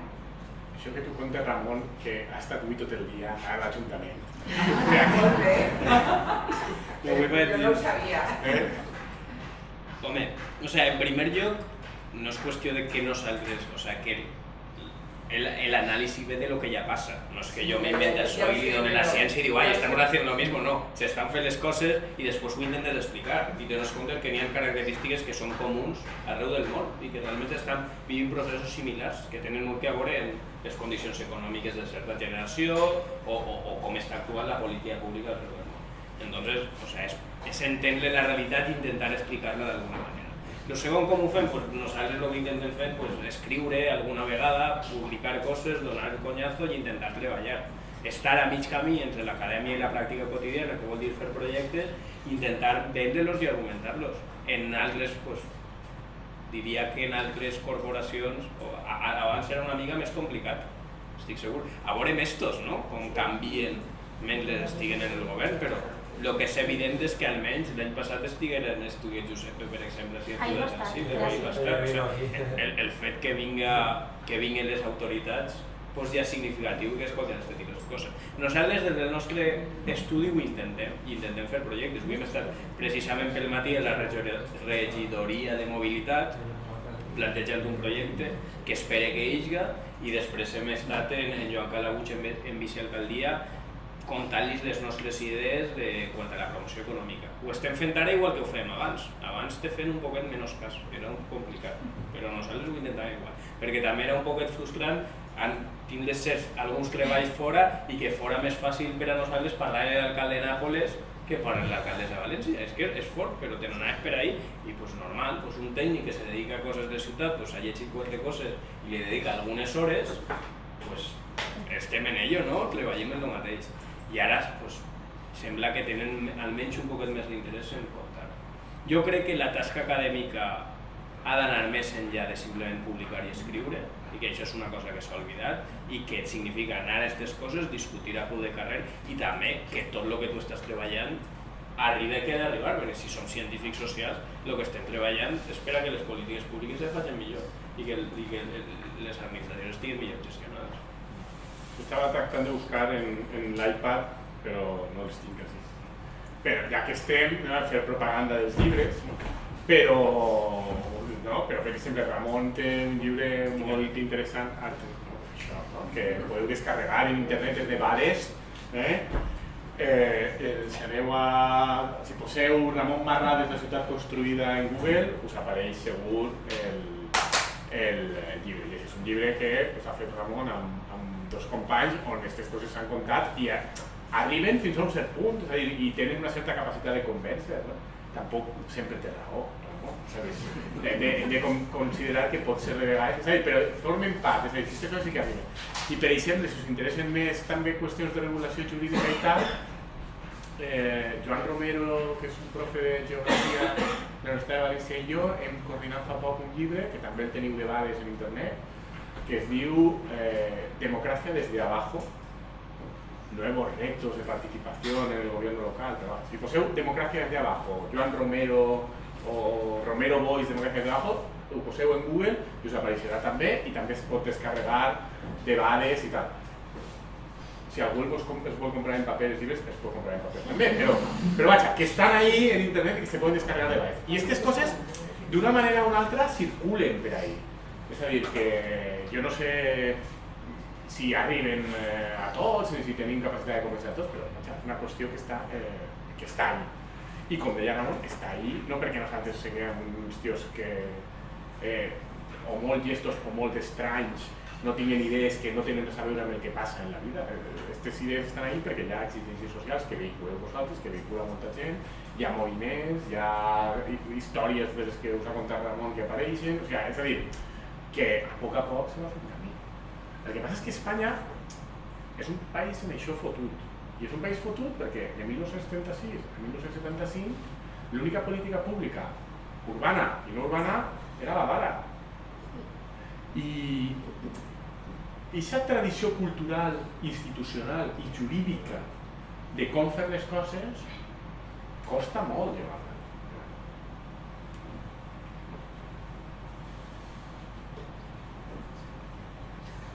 Adelante. I siguent que dius que Espanya és un país tan difícil per a, a quins referents normalment soleu triar? Per exemple, si algú parla del component cultural, no mateix ficar un projecte en marxa en Helsinki que ficar, per exemple, en Grècia o en Itàlia. Quins referents heu agafat culturalment? Si heu agafat, per exemple, components mediterranis o sud-americans o directament nord-europeus? Jo estic a favor de copiar compulsivament. O sigui, si veus una cosa a Helsinki i t'agrada, perfecte, i si la veus a Porto i t'agrada, també. És a dir, com a Espanya estem tan malament en això, podem copiar quasi cosa. O sigui, jo us deia abans que tots aquests experiments de democràcia més participativa a nivell urbà mínim, que ara, per exemple, a Catalunya alguns col·lectius estan gastant com a mecanisme de reivindicació i tal, se'ls han copiat de Sud-amèrica. És a dir, que podem copiar coses de països sud-americans en aquest sentit. I en matèria europea, no diguem. És a dir, tu compares el que us deia jo, el projecte aquest de Stuttgart, no? Stuttgart 21 es diu, no? Stuttgart 21. Si aneu a Google i poseu Stuttgart 21 i veieu la web que té l'Ajuntament de Stuttgart per explicar el projecte d'estació, el projecte de transformació, el projecte de tal, no sé què, flipeu. I poseu Parc Central de València i busqueu la informació que té l'Ajuntament de València sobre el Parc Central de València, no? I ploreu. O sigui, és a dir, que en el fons tenim capacitat, que podem copiar per a millorar aquesta recepta institucional pràcticament a qualsevol. Però jo diria una cosa, jo crec que el cas d'Espanya és un dels països on hi ha un desfàs més important entre l'actuació de la política pública i l'energia ciutadana. És una cosa que passa a tot arreu i que jo això ho he explicat en Alemanya i en Holanda i passa el mateix, però així el desfàs és molt més important. I el que és curiós és no només que el desfàs és més important, sinó que jo crec que les condicions de la societat espanyola en general són les més interessants de tot Europa i que respon de manera més innovadora a aquests desafiaments. Ho diré en certes coses, per exemple, que la resposta a la crisi econòmica hagi sigut radicalment democràtica és molt significatiu, no? Parla en termes de partits polítics, que no tinguem el sorgiment de l'extrema-dreta, etc. Però és que, per exemple, si mires el nivell de participació en associacions en el sentit més ample, la Comunitat Valenciana és la comunitat més participativa. Si agarres el Atlas Europeu dels Valors i veus tots els indicadors de tolerància respecte a diversitat racial, respecte a diversitat sexual, respecte a diversitat política, les dues regions més progressistes d'Europa són Berlín i el País Valencià. O sigui que no és una cosa anecdòtica, que d'alguna manera tenim totes les precondicions per a que aquest tipus de procés no sigui. I és només qüestió de que l'administració obri un poquet la màniga, perquè fins ara, a mi no m'agraden les explicacions culturalistes de totes maneres, no és una qüestió que ens falta cultura democràtica, però que n'hi havia una sèrie d'incentius que impediren que aquestes coses passaven i que s'ha governat amb aquesta vara. I crec que l'objectiu d'alguna manera és entendre, o sigui, passar d'una percepció en què s'entén que el sector públic és un ensalier estos no som nosaltres, però a la vegada s'espera que el sector públic responga a tots els problemes i necessitats. A una situació molt més desitjable, molt més avançada, que és que assumim que el sector públic som nosaltres mateixos, però no cal que esperem que respongui i anticipi totes les necessitats, no? I ahí està un poc la clara. Y que el nou govern entendrá, no es cuestión de que hago un poquito de caso a los académicos, hago un poquito de caso a no sé qué, como no les fiquen 4 bobades en Twitter y le cries per telèfon un dia perquè tenen el mòbil i l'intentes convèncer, sinó per a entendre que una cosa que va dir Pere Fuset, el de Compromís, en una jornada que van tindre fa poc, que van a tindre que governar en el comodín del públic tot el rato, perquè no ho van a saber, i sobretot per a generar mecanismes sistematitzats de participació. No és que jo vaig al despatx un dia i intentar convèncer a Joan Calabús perquè me contrate per a un projecte, perquè entonces no estarem solucionant res, malgrat que jo ho farà millor o pitjor que Urdangarín en nos, probablement pues, ella anava a fer un monorail, que està bastant guapo un monorail. El meu seria més barat segur, no? Però no és aquesta qüestió, sinó d'introduir mecanismes sistematitzats per assumir. No ho sabem fer tot, així n'hi ha mogolló de coneixement i talent a tots els nivells, des de l'usuari al més tècnico-acadèmic, ho necessiten. Pero, pues un poco de contrapeo a este optimismo desaforable, Ramon. He de dir que ese desequilibri entre societat civil i institucions i aquest espectacular o aquesta gran capacitat que té la societat de comparació d'altres països per a suplir aquestes mancances, en part és perquè estan les mancances. És a dir, les societats, ja és de veres que hi ha societats per a tot això molt més passives que les nostres. Per què? Perquè ho tenen més resolt. O sigui, això jo crec que també ho hem de tindre en compte. De totes les maneres, per ser optimista, i no m'agraden les coses així culturalistes tampoc, i no m'agrada l'orgull de ser valencià, i els valencians són millors per això, i ho hem sigut sempre, des de fa 2000 anys, hi ha una essència valenciana. Però, no sé, així a nivell micro jo sí que veig que dels nous alcaldes i els nous equips, en general, estos d'ací nostres estan passant-los la mà per la cara a tots els altres, els de Barcelona i els de Madrid, que estan a tots els mitjans de comunicació contractant ahí familiars. I així, doncs mira, han posat les llistes de tots els regals que han rebut en un mes i les van a posar més a més. Una coseta supertonta, però superhigiènica. I tu te claves ahí en Twitter en la web, i saps qui li ha regalat alguna cosa a l'alcalde durant el primer mes de mandat i què li ha regalat. I doncs està bé. I és una xorrada. L'hem fet així. O sigui que probablement així sí que hem tingut la sort de tindre gent que va manar que és menys... Jo crec que, a diferència dels que ha passat, per exemple, a Madrid o a Barcelona, els que arriben així són un poquet menys establishment. O sigui, estan un poquet menys habituats a la catifa oficial i institucional, i tenen un aire un poquet diferent, i estan més receptius a les ocurrències. I les ocurrències són bones. Perquè te deixen algunes malament, però rectifiques i no passa res. O sigui, l'ocurrència d'obrir el balcó de l'Ajuntament ha eixit bé i la gent està contenta, però podria haver eixit malament. Però passa alguna cosa si eixit malament, tanques i ja està. O sigui, les ocurrències, deixar que les coses bones passen. Per a deixar que les coses bones passen, no has de tindre por a innovar, a enganyar-te, a clavar la pota i a fer coses estranyes de vegades. I a estos no els veig eixa cosa, que no sé si és valenciana o no, però sí que crec que ara hi ha un ecosistema ahí per a l'ocurrència en què jo tinc confiança. Bueno, quería comentar, más que comentar, o plantear una duda también. Yo creo que es muy interesante la reflexión que hace Andrés de atomizar, ¿no? Yo creo que se gana mucho yendo a lo pequeño, ¿no? A lo más próximo. Yo soy de una pedanía de Requena, que somos 120 habitantes, y allí la conexión directa con los alcaldes y con los servicios sociales que proporciona el ayuntamiento es directa. Ahí hay un local, hay un salón que antes era la escuela femenina y ese salón ahora se utiliza desde particulares que quieren celebrar su cumpleaños los niños, el colegio deja allí los trastos de gimnasio, las brigadas forestales almuerzan allí. Creo que todo ese tema de sinergias y de colaboración es mucho más directo cuando las cosas son pequeñas. Ahora bien, también estoy viviendo en Santiago de Chile y allí Santiago de Chile no es una ciudad al uso como puede ser Valencia, son muchas comunas y cada comuna es un barrio, un distrito, se gestiona ella misma, pero también se gestionan sus impuestos. Es decir, hay una desigualdad tremenda.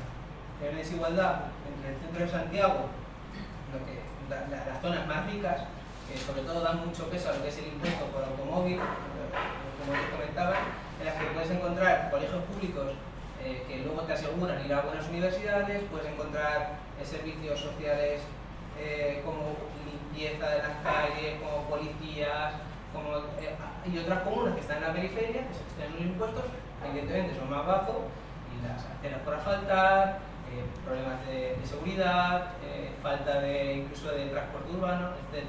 Entonces yo quería preguntar si cómo evitar esa desigualdad, ¿no? Si vamos a un modelo más descentralizado, menos general.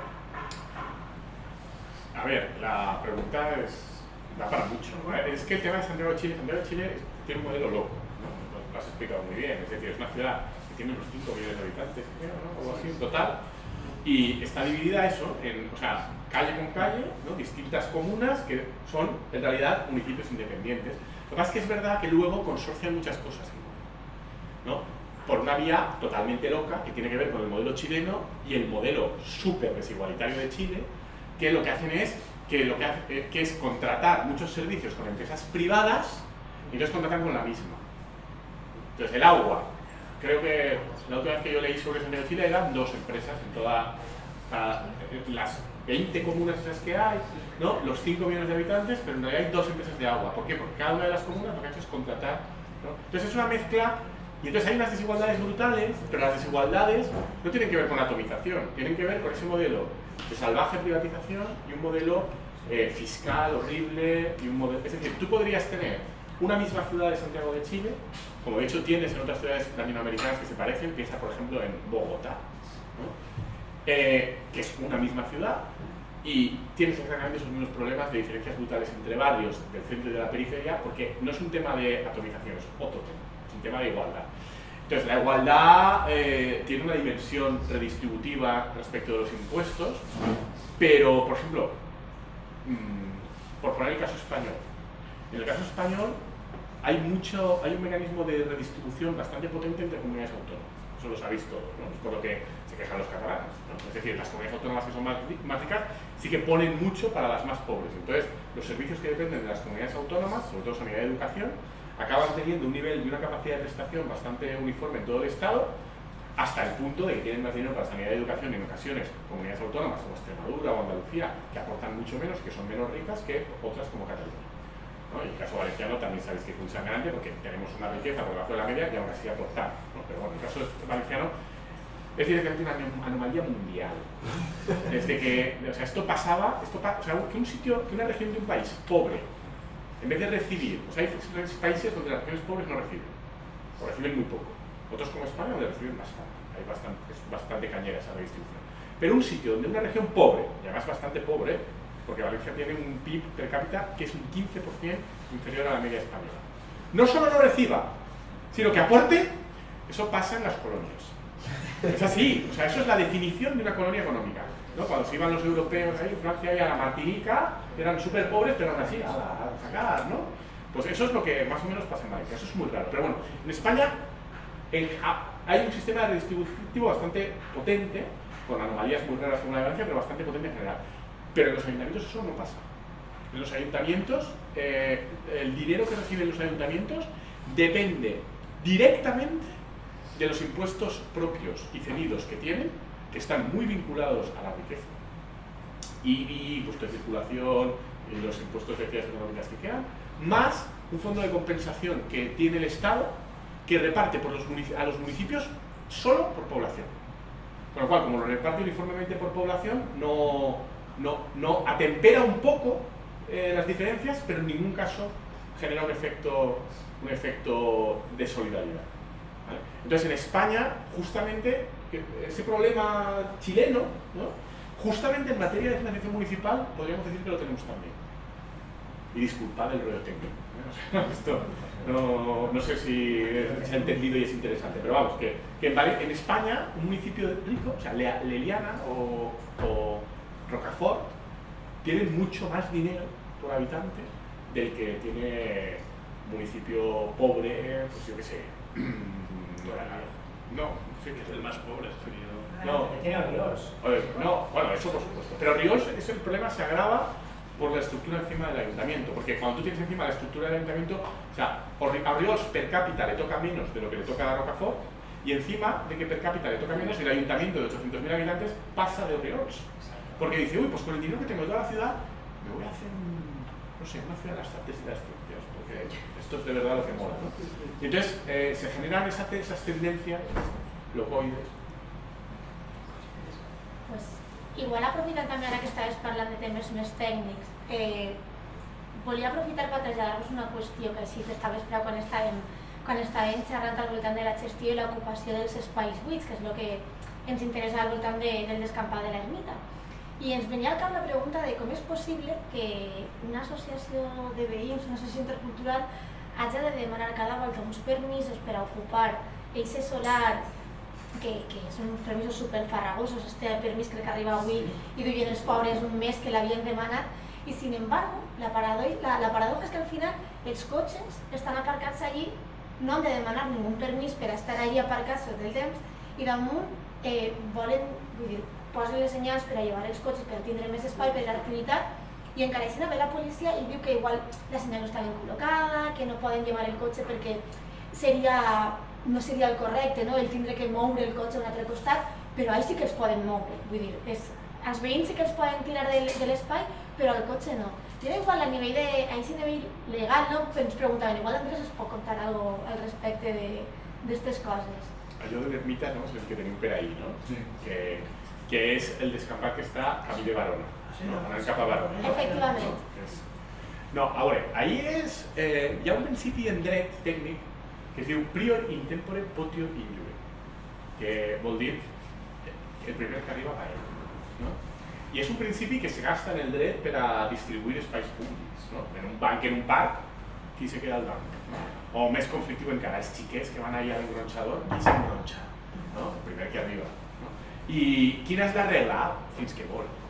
Aleshores, el tema dels cotxes és un poc el mateix. O sigui, no podeu tirar els cotxes perquè han arribat abans que vosaltres. Encara que sigui il·legalment. Si ocupeu tot això i poseu coses i tal, i no sé, però si no deixeu entrar els cotxes, però els cotxes, si estan els cotxes, vosaltres no podeu fer l'activitat. No? Si un dia, aprofitant que no hi ha cotxes, guanyeu espai amb una sèrie de mamotretos i de coses que no permeten l'accés als cotxes, no? Estareu fent la mateixa il·legalitat dels cotxes, que és ocupar aquest pati buit, però haureu arribat abans i després serà ells els que tinguin que llevar. Però és que estan jugant sempre com al límite, no? De la regulació. Però vaja, els cotxes estan ahí malament. El que passa és que vivim en uns ajuntaments i uns municipis que tots els regidors, alcaldes i tals se caguen en els pantalons si se tracta de tocar-li el cotxe a la gent. Perquè pensen, amb certa raó, que els cotxes a la gent no se'ls pot tocar. Us recorde que en Burgos, senyores, Burgos, va haver una revolta urbana que semblava això una revolució, no? Antisistema i tal, no sé què, amb barricades i tal, no sé què, perquè llevaven places d'aparcament. És a dir, i era Burgos, no estem parlant de Basauri, no? Era Burgos, era o Ferrol del Caudillo o Burgos, una revolució contra la policia, i era per això. És a dir, que els ajuntaments d'això tenen molta por. Tenen molta por, és un tema de l'herència cultural que encara tenim. Ara bé, tenen més dret ells que vosaltres a ocupar el descampat? Com has dit tu, no. Per què ho tenen? Per la força d'haver arribat abans. I quins problemes de la Si voleu jugar-vos-la, jo us recomanaria pensar en algun mamotreto que tingui alguna funció, per exemple, infantil. El tema dels xiquets, per aquestes coses, és de puta. Vas a llevar un espai per als xiquets, tal. Això te venda, no? Contra els cotxes guanyen només els xiquets. Aleshores, si teniu així la possibilitat de posar algun mamotreto, tal, no sé què, amb uns per a xiquets que impedisca o dificulte l'entrada dels cotxes, a poc aconseguireu guanyar tot l'escampat. Jo seria el que recomanaria. I també aquestes coses se les ha de jugar, perquè deia Ramon abans, contra el dret, contra el sistema. Tu jugues i t'arrisques que te poses una sanció. Però clar, si te posen una sanció perquè tu has muntat ahí un guateque per vendre caipirinhas i guanyar-te uns duros, probablement no te va recolzar ningú, perquè mira que morro este, però si és perquè estàs fent allà activitats culturals amb xiquets, no sé què, doncs probablement el barri se cabreja si te posen la sanció, tanto més que si lleven els cotxes. I s'ha de jugar amb això. Però vaja, vull dir, en principi la regularitat és que heu de demanar permís. Sí, això... El solar és municipal, pel que me dic. Sí, és municipal. No és privat, sinó que és municipal. No, sí, de fet, fins ara estaven jugant això, a ser legals, però és que esta volta s'han vist en l'Au i el Coi perquè era com demà tenim l'activitat i encara no en tenim. I de fet, la idea dels veïns és conquistar poquet a poquet l'espai i tenim ahí, no sé, servir ja la supercaravana en activitats culturals, per desenvolupar activitats culturals, unes històries i tal, però era saber això, un poc el que ens has contat ara, no? Que quines estratègies podíem utilitzar per estar ahí al borde, no? Sense... Són estratègies polítiques, perquè esteu fent política. Si feu això, és política urbana, política de l'espai, política de la reapropiació de lo públic per a uns usos. Igual que el tio que posa el cotxe està fent política. De dir, no, això a mi, no? I per al meu cotxe. Doncs això de jugar amb intel·ligència política i veure si en podeu estirar la corda, veure per on se podeu vendre, buscar complicitats en els veïns, com més millor, i amb tot això normalment acabes guanyant aquests partits.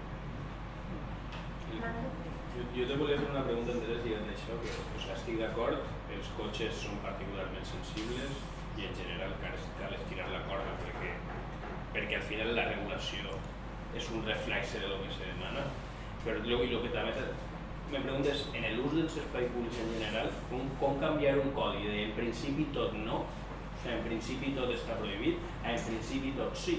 Si n'hi ha algunes xapes o alguna fórmula de dir, si jo reuneixo una sèrie de requisits o complís la seguretat, lo que no sé quantos, que se done per suposat, que ja ho estic fent bé, no? Perquè és una espècie de presumpció de culpabilitat, que tu has de demostrar per anticipat un munt de coses i que això és possible regulatòriament canviar.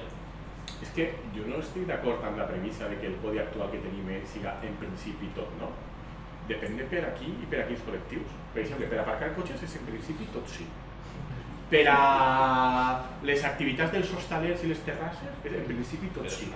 Per als palleros en la... és en principi tot sí.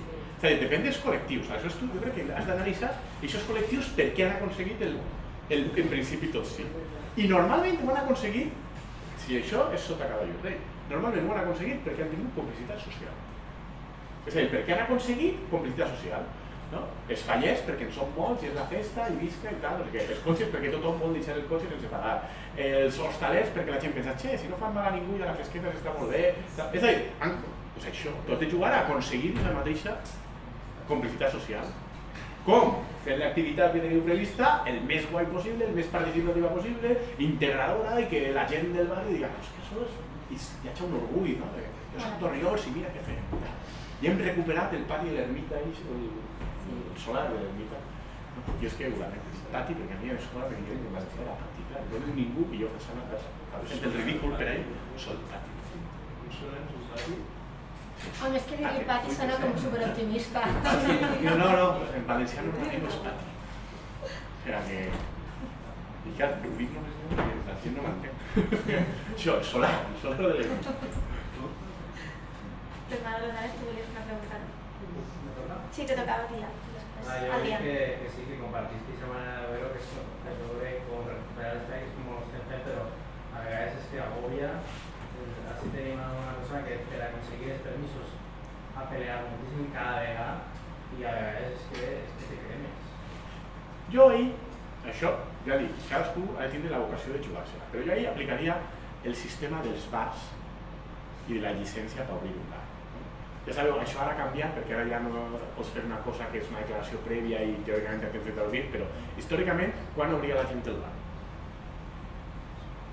Quan li donaven la llicència o quan la demanava? Quan la demanava. Doncs això, aplicar el mateix sistema. Jo ho demane, està tot ben demanat, o jo penso que està ben demanat, i ells no me responen, doncs si tinc capacitat de considerar que com ja està demanat, ja estic cobert, és que ahir te la xugues. Però vaja... De fet, això anàvem a fer. Però és que arriba un moment en què no tens més remei. Arriba un moment en què no tens més remei. És a dir, jo ho he demanat tant temps. I Una resposta relativament àgil de l'administració tampoc vinguia mal. Sí, no, però estem parlant del que passa quan no hi ha aquesta resposta. O una gestió per declarar-se responsable, que per altres tràmits sí que es fa, com lo del bar, que està bé. Sí. No, això són el tipus de coses, ahí sí que està aquesta mentalitat que deia Ramon, en principi no. És a dir, és molt significatiu veure ara que estem dient, hem de llevar llicències, hem de llevar tràmits administratius, doncs s'han llevat, no? Ara és més fàcil, no? El tema de tràmits, obrir un bar o una discoteca per 300 persones que gastar un dia un espai públic per fer un berenar. Però com berenar no demanes permís. És que tampoc sempre acostumbrar a certes coses que l'espai públic és nostre. I a no ser que estigues molestant tot la música, tota virolla, el que sigui, no has de demanar permís per res. Jo crec que el berenar, de normal, vull dir, acostumbrar-se a no demanar permís, perquè és que és nostre. Jo dic, el berenar de mares i pares en Ciutat Vella, nosaltres davant de l'estudi hem ficat 6 cossions en una plaça on hi havia 4 places de pàrquing i ja està. Pues què van a dir? Pues li dius al policia, pues estic ficat un cossió. I l'altre pues se riu, pues molt bé, i li vas i li ho contes i ja està, què van a dir? I després n'hi ha coses, pues sí, si montes un escenari, si montes una barra i estàs venent, si te'n vas a certs decibels, pues normal que sí, però no tens... Però el problema que tenim vosaltres és que necessiteu el permís per a poder tirar els cotxes. Si no estigueren els cotxes, no demanaríeu el permís, però vosaltres ho demaneu perquè el necessito per tirar els cotxes. Entonces jo ahí el que recomanaria seria una estratègia de paulatina, com Bilardo, era Bilardo el de la chique de espacios, ¿no? O Menotti, no era Menotti, ¿no? Achique despacios, ¿no? Que és a poc, ¿no? Una activitat tal, pues després d'aquesta activitat ja deixeu un parell de cosetes ahí tal, fixes, no? Perquè hi hagi menys espai. Quan tornen els cotxes ja tindran 3 places menys d'espai. I així a poc vas ahí, jo faria una coseta així. L'avantatge és que l'Ajuntament sap per cada volta que es demana el permís que va usar-se. Però té raó, Ramon, en que si no cal demanar el permís, que no se demane. Jo, al costat de ma casa està l'estadi oficial de críquet de la ciutat de València, que és un pàrquing immens, impresentable, que tenen a la ciutat de València, que està buit fins i tot entre setmana, perquè és una cosa de botxos, però els caps de setmana està totalment buit, i ahir se junten, i normalment són indis, pakistanesos i tal, està gent que li agrada el críquet, i juguen ahir tot el cap de setmana, l'estadi oficial de críquet de la ciutat, i no han demanat cap permís. Han trencat la tanca, no està trencada i ho per ahí. Adrián? Yo podría hacer una pregunta que está un poco fuera de temática, no sé si... Pero bueno, es del lloguer turístic. Què penseu pot ser una problemàtica en l'ús dels habitatges? Pot ser un perill per als hostelers? O és una oportunitat per a l'economia social? A veure, el lloguer turístic és una realitat molt común, o sigui que l'administració no pot aspirar a prohibir-la, perquè el govern de Madrid ha aprovat una llei que diu que està prohibit llogar cases durant menys de 5 dies. I així s'ha produït una molt divertida confluència dels interessos dels propietaris de pisos, perquè el lloguer normalment lloga qui és propietari, no estem parlant de pobrets, estem parlant de propietaris amb vocació de rentista, que està molt bé i és molt legítim, però i la Comissió Nacional de Mercats i la Competència, que acaba d'anunciar que portarà als tribunals aquesta norma del govern de Madrid perquè considera que va contra la competència i les llibertats econòmiques. I probablement tenen raó. És a dir, l'única justificació per a regular un lloguer només hi ha 2, que són 1, problemes de seguretat i molèsties a veïns, i 2, temes fiscals. Aleshores, per aquestes 2 raons tu tens dret a regular i establir limitacions. L'economia col·laborativa, però això de llogar un pis turístic que no s'entera ningú ha existit sempre, És a dir, tu te n'anaves al Perelló a l'estiu i la gent llogava a l'apartament, i no ho declarava ni res, I els hostalers se queixaven, però ho assumien perquè és la vida. El tema és que ara hi ha les plataformes com Airbnb que permetixen això. Jo el que crec que ha de fer l'administració és aprofitar-se d'aquestes plataformes. Perquè gràcies a aquestes plataformes, totes aquestes plataformes els dius, mire, molt bé, vostè faça-ho. Ara bé, llistaet d'apartaments turístics. I jo faré 2 coses. 1, les transaccions, vostè me les passa cobren un impost, això és una manifestació de capacitat econòmica, una activitat econòmica, han de contribuir també, igual que contribuïm tots quan guanyem uns dinerets. I dos, gràcies a aquest llistat, tens controlat on estan i qui són. Pots fer revisions, inspeccionar si se compleixen les condicions de seguretat, establir una política de preguntar als veïns si hi ha molestes i coses així, i a partir d'ahir prendre mesures. O sigui, jo el que faria seria aprofitar aquesta plataforma per a obtindre moltíssima informació que l'administració li pot vindre molt bé per a garantir les dues coses que sí que ha de garantir, que és que paguen impostos i que no generen problemes als veïns. Jo crec que és inevitable, però certament perillós. I en altres ciutats on hi ha més congestió turística està... Lo que diu Andrés és incontestable. La qüestió és que si tu des de la política pública dones compte que això està reforçant alguns problemes, com pots combatir-ho? El cas d'Airbnb és significatiu, no? És la plataforma que fica en lloguer els apartaments de particulars. I en primer, no és economia col·laborativa, perquè és introduir un preu a una cosa que abans no tenia preu. El teu sofà, abans li deixaves al teu amic com venia i ara de sobte té un cost d'oportunitat. O sigui que d'economia col·laborativa no té res. Però després el seu relat, malgrat que té moltes coses positives i a mi m'interessen les anàlisis polítiques que fan, és molt perillós perquè, primer, el lloguer turístic o el lloguer informal turístic, primer no descentralitza l'oferta turística. No és de veres que porte el turisme a Orriols o en Barcelona el porta al Carmel o on siga. Passa exactament on hi ha moltíssim turista. I és molt perillós, en San Francisco ho estan vivint, perquè expulsa els habitants diaris. Perquè si tens guanyes molt més diners alquilant per dies que alquilant tot el mes, per què vas alquilar tot el mes? I segon, també el relat del llogater individual que se guanya un jornal al mes llogant l'habitació o quan se'n va de vacances, també és fals. Perquè jo tinc un amic que està fent la tesi de sobre això. Quan comences a mirar dades, te dones compte que n'hi ha moltíssimes persones que tenen 15, 20, 35 apartaments. Per això també l'administració respon d'una manera complicada perquè a la vegada no està donant llicències per a apartaments turístics. Entonces ens aboca la il·legalitat, no? Llavors és un problema des de la política molt, molt complex. I si voleu, ja t'espereu l'última pregunta. Tenim alguna més? I si no, no sé si voleu afegir a vosaltres. Moltes gràcies i que l'enhorabona per les sessions aquestes de Ciutat Sensible, perquè és de veres una cosa molt xula. Ja que enhorabona. I per molts anys. I ara, encara que manen uns que siguin menys tòxics, no facin aquestes coses menys necessàries, sinó més. Perquè crec que aquest tipus d'iniciatives, la qüestió no és substituir-les per política pública, sinó fer-les funcionar d'una altra manera i que ara són més necessaris. Antes, el mero combat està bé, però arriba on arriba. Ara la qüestió és generar les condicions per a que aquestes coses passen i passen a major escala. És aquest per missatge. Moltíssimes gràcies i de veres un plaer al vostre invit.